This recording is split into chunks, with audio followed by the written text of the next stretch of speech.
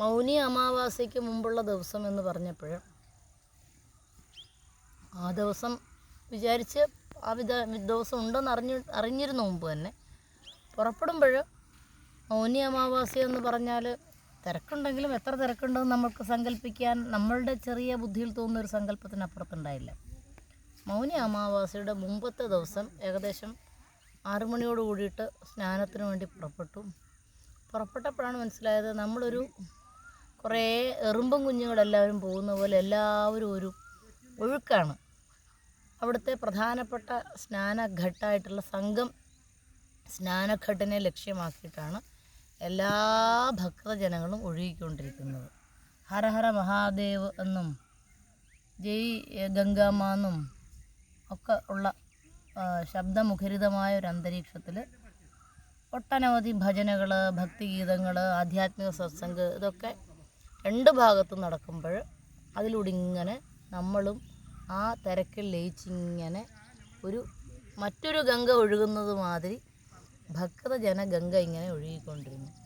ആ പോകുന്ന സമയത്ത് നമുക്ക് കാണാൻ കഴിഞ്ഞത് ആ ഭക്തി പാരവശ്യത്തോടു കൂടിയിട്ട് ഭഗവാന്റെ സ്വരൂപത്തിൽ തന്നെ വേഷം ഉള്ള അല്ലെങ്കിൽ പാണികളായിട്ടുള്ള അല്ലെങ്കിൽ അത്തരത്തിൽ നിറയെ രുദ്രാക്ഷമൊക്കെ അണിഞ്ഞിട്ടുള്ള ഒട്ടനവധി ആ ഭക്തിയുടെ പാരമ്യത്തിലുള്ള ഒരുപാട് ഭക്തജനങ്ങൾക്കിടയിലൂടെ പോകുമ്പോൾ രണ്ട് ഭാഗത്തും പഞ്ചസാര നുള്ളിയിട്ട വിരിച്ച മാതിരിയുള്ള മണൽ.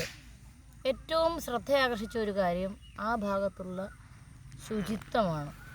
ഒരു പേപ്പറോ അല്ലെങ്കിൽ ഒന്ന് മുറുക്കി തുപ്പുകയോ അല്ലെങ്കിൽ വെറുതെ തുപ്പുകയോ അല്ലെങ്കിൽ വലിച്ചെറിയോ ഒന്നും ചെയ്യാതെ, അല്ലെങ്കിൽ എന്തെങ്കിലും ഒന്ന് വീണാൽ അതേ സമയം അത് തൂത്തുമാറ്റി വെക്കാൻ വേണ്ടിയിട്ട് എത്രയോ ആൾക്കാർ സേവന നിരതരായിട്ട് നിൽക്കുന്നുണ്ട്. യാതൊരു മാലിന്യവുമില്ലാത്ത ശുദ്ധമായ ഈ തീരം.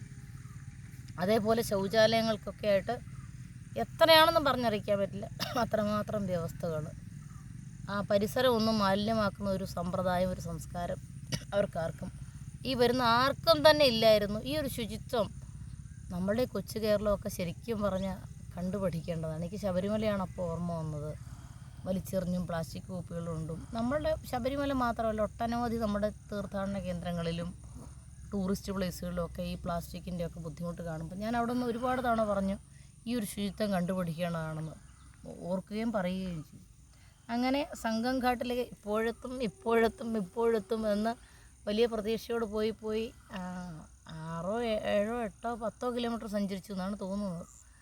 അത്രയും ദൂരം പോയി കഴിയുമ്പോഴാണ് സംഗം ഘാട്ടിലെത്തുക. അവിടെ ഒരു മനുഷ്യ സാഗരം, ഗംഗാനദി എന്നല്ല, ഭക്തിയുടെ ഒരു വലിയ സാഗരമാണ് ആ സംഗം ഘാട്ട്. സംഗം ഘാട്ടിന് തൊട്ട് മുമ്പിൽ വരുമ്പോൾ തന്നെ കുറേ ആൾക്കാരെയൊക്കെ ഗംഗയുടെ മറ്റ് പല സ്നാനഘാട്ടുകളിലേക്ക് അവർ സ്വമേധയാ തിരിഞ്ഞു പോകുന്നുണ്ടായിരുന്നു. നമ്മൾ സംഗം ഘാട്ടിലേക്ക് തന്നെ പോകണം എന്നാഗ്രഹിച്ച് ആ തിരക്കിലൂടെ സംഗം ഘാട്ടിലേക്ക് നമ്മൾ പ്രവേശിച്ചു.